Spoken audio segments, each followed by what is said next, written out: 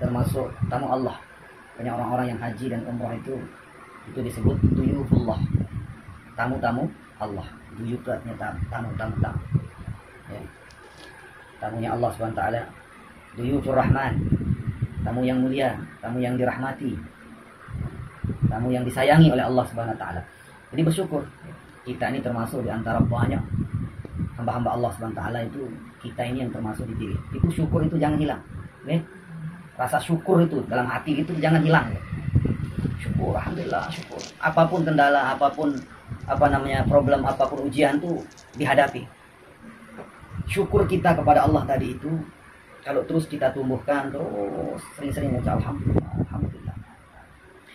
Nah, akan timbul itu kalau kita ini ada husnuzon kepada Allah. Husnuzon itu artinya berbaik sangka kepada Allah. Selalu berbaik sangka. Ya, kita buat prasangka baik kepada Allah. Karena sesuatu yang nampaknya kadang buruk, lengi pandangan itu, tetapi itu yang terbaik bagi kita. Itu yang terbaik bagi kita. Apapun keadaan, apapun problem dalam hidup kita ataupun dalam perjalanan kita dalam melaksanakan ibadah selama umrah ini, nampaknya itu buruk kadang, nampaknya tidak menyenangkan dalam hati kita, tetapi itu yang terbaik bagi Allah SWT untuk kita. Itu kalau orang husnuzon, berbaik sangka kepada Allah SWT. Itu banyak nanti. Kadang rasa capek, rasa sakit, atau keadaan begini, keadaan begitu. Kenapa tidak begini, kenapa tidak begitu? Itu namanya perasaan, keinginan. Tetapi itulah yang diinginkan oleh Allah SWT. Gitu. Karena begini, setiap orang itu akan diganjar oleh Allah. Ya. Bukan ganjar Pranowo nih. Diganjar, diberi, dibalas. Ya. Diganjar, diberi balasan, ganjaran oleh Allah. Itu tergantung mujahadah seseorang. Tergantung pengorbanan seseorang. Semakin dia letih-letih, semakin dia capek-capek, maka semakin besar ganjaran dari Allah. Makanya di dalam hadis itu katakan beda ibadahnya orang yang muda dengan orang tua.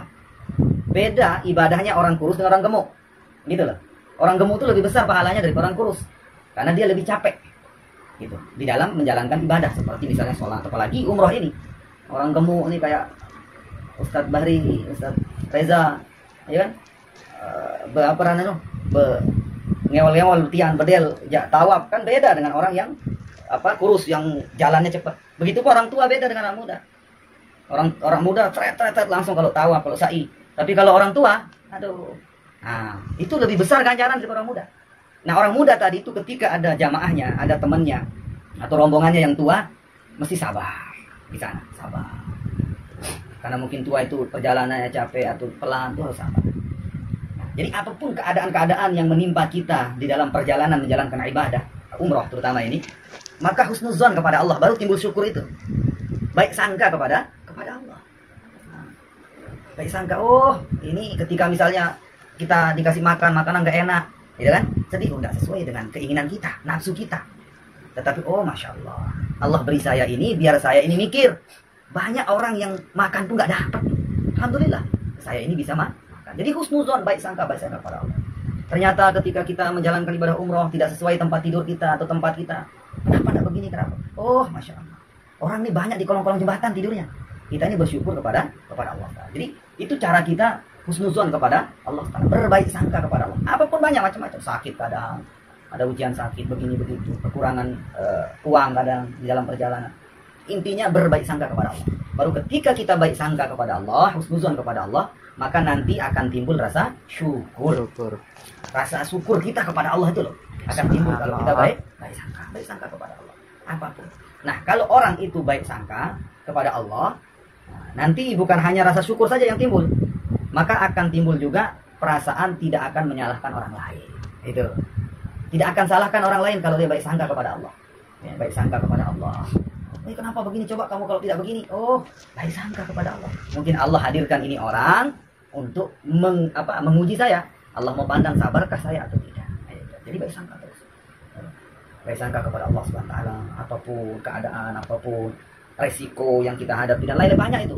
Orang itu akan diuji di jamaah itu, di rombongan itu. Ujian itu macam-macam, berbeda-beda. Ada yang diuji sama teman, ada yang diuji sama keluarga, ada yang diuji macam-macam ujian. Terutama kalau dalam jamaah itu yang sering terjadi ujian itu adalah tidak satu hati. Ini harus kita jaga. Tidak satu hati. Lain angan. Ini lain angan, ini kemilik, ini lain. Jadi itu yang menyebabkan pecah. Itu yang menyebabkan rusak jamaah. Nah, kalau di dalam jamaah itu, di dalam rombongan itu dia sudah rusak hatinya, satu sama lain nggak suka, satu sama lain nggak, maka keberkahan rombongan itu nggak ada. Akan dicabut keberkahan itu kalau di dalam rombongan, di dalam jamaah itu ada yang tidak satu hati. Nah, itu penting sekali, jaga satu hati, ya. Satu hati, jangan saling marah, jangan saling benci, jangan saling omong, jangan saling jelekkan, nah, jangan saling gibah, jadi satu hati. Pada patohangan, mai angan, bagus, pada mai nyakit, pada nyakit begitu. Nah, itu namanya dalam satu rombongan. Nah, kalau sudah rombongan itu satu hati, maka akan datang keberkahan dari Allah Subhanahu wa taala. Gitu. Idza azamat ummati dunya nuzi'at minha hayatul Islam. Wa idza tasabat ummati saqatat min ainillah. Itu sabda Nabi. Saqatat min ainillah. Kalau di dalam rombongan, dalam jamaah, ya, itu sudah saling caci maki, sudah tidak enak hati, sudah saling omong, maka akan dicabut keberkahan itu. Akan diharamkan dari pandangan Allah, itu maksudnya bahwa tidak akan datang keberkahan. Sehingga apa efeknya? Apa hasilnya? Pulang-pulang nggak ada hasil. Pulang-pulang umroh, pulang-pulang haji, udah kayak seperti orang jalan-jalan, nggak ada keberkahan Ka'bah, Baitullah, nggak ada keberkahan tanah suci, sehingga ibadahnya tidak bisa beribadah sepulangnya. Tetapi kalau keberkahan itu masya Allah, rindu lagi kembali ke Baitullah, itu keberkahan. Satu kisah, kalau di dalam rombongan jamaah itu tidak ada satu hati, akan dicabut keberkahan itu. Dulu di zaman Nabi Musa alaihissalam, ya, di zaman Nabi Musa itu pernah terjadi paceklik. Paceklik itu artinya hujan tidak turun-turun, kering kerontang di zaman Nabi Musa, kering kerontang. Sehingga jangankan manusia, kaum Nabi Musa waktu itu, kambing-kambing pun nggak ada yang dia minum, nggak ada yang dia makan, kering kerontang. Maka Nabi Musa kemudian risau dengan keadaan itu, dikumpulkan, orang-orang itu dikumpulkan. Kumpulan itu apa? Untuk sholat istisqa, sholat minta hujan, kumpulkan di lapangan.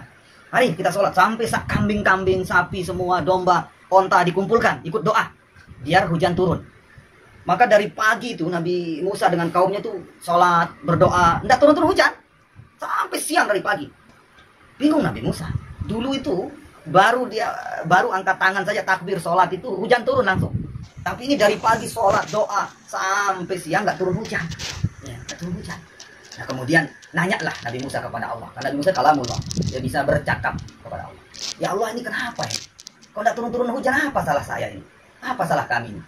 Apa manik Allah? Apa firman Allah? Hai Musa, saya tidak akan turunkan hujan, tidak akan turunkan keberkahan di dalam kaummu kalau di kaummu itu masih saling caci maki, masih saling engosan, masih saling rawas, masih bersiap. Nah, sekarang suruh mereka bertobat. Suruh mereka bertobat, saling maaf-maafkan, saling salaman, saling mengikhlaskan, baru aku akan berikan keberkahan manik Allah. Maka kemudian Nabi Musa bertanya, ya Allah, siapa mereka? Siapa yang kelah itu ya Allah? Siapa yang saling caci maki itu? Musa, manik Allah, saya perintahkan engkau untuk menutup aib hambaku, kok engkau perintahkan saya untuk membuka aib hambaku.